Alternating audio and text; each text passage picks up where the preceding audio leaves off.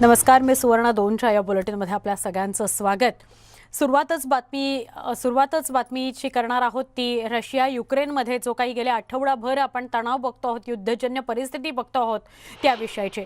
संपूर्ण जगाला ज्याची धास्ती लागली होती असं रशिया आणि युक्रेनमधलं होऊ घातलेलं युद्ध अखेर टळलंय, कारण रशियाने त्यांचं युक्रेन सीमेवर तैनात केलेलं सैन्य मागे घेतलेलं आहे। यामुळे आता तैनात असलेले सैनिक परतीच्या मार्गावर लागलेले आहेत। रशियाने क्रिमियामध्ये सैन्य तैनात केलेलं होतं, त्यामुळे रशिया कुठल्याही क्षणी हल्ला करणार अशी शक्यता, अशी भीती व्यक्त केली जात होती। अमेरिकेचे राष्ट्राध्यक्ष जो बायडन यांच्यासोबत चर्चा केल्यानंतर रशिया सैन्य मागे घ्यायला तयार नव्हतं, पण अखेर आता रशियानं सैन्य मागे घेतल्याने मोठा दिलासा मिळाला आहे।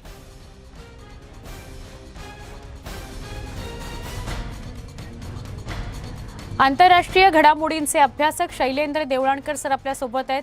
शैलेंद्र सर, गेले 2-3 आठवडे सलग याविषयीच्या बातम्या येत होत्या की युक्रेनच्या सीमेवर रशियाने खूप मोठ्या प्रमाणात सैन्य तैनात केलेलं आहे आणि त्यामुळे युक्रेन आणि इतर देश सुद्धा सहभागी झालेले होते तयारी करण्यासाठी की युद्धाच्या परिस्थितीला आता सामोरं जावं लागेल। किंबहुना मंगळवारी हल्ला केला सुद्धा जाईल रशियाकडनं असंही सांगितलं जात होतं। आता मात्र परिस्थिती बदलली आहे का, चित्र पालटलंय असं म्हणायचं का? मला असं वाटतं की मी यापूर्वी पण ही गोष्ट स्पष्ट केलेली होती की रशिया हा एकूणच सगळा दबाव तंत्राचा भाग म्हणून हे सगळं करतो आहे। कारण हे जे युद्ध होणार होतं हे युद्ध रशियाला देखील परवडणारं नव्हतं। याचं कारण असं होतं की युक्रेन हा काही छोटा देश नाहीये। युक्रेनकडे स्वतःचं 4 लाखाचं सैन्य आहे।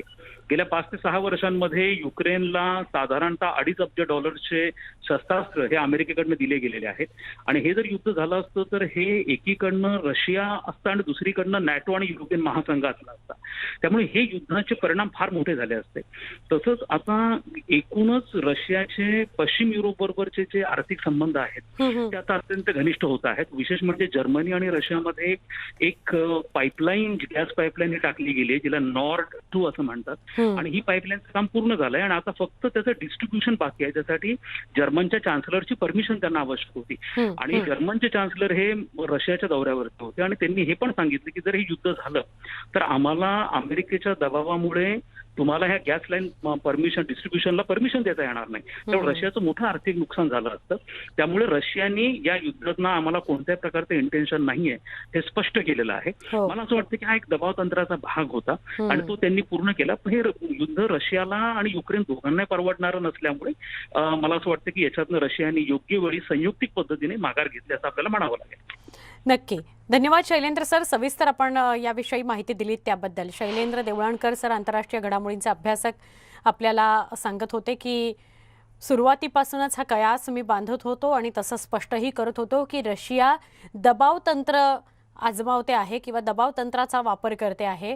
युक्रेनला घाबरवण्यासाठी, इतर देशांवर दबाव प्रस्थापित करण्यासाठी सैन्य ठेवलं गेलेलं आहे आणि सैन्य फक्त सीमेवर ठेवलं गेलेलं असतानाच हेही रशियाकडून स्पष्ट करण्यात येत होतं की आम्ही हल्ल्यासाठी हे सैन्य तैनात करण्यात आलेलं नाही, तर सुरक्षेसाठी हे सैन्य तैनात करतो आहोत।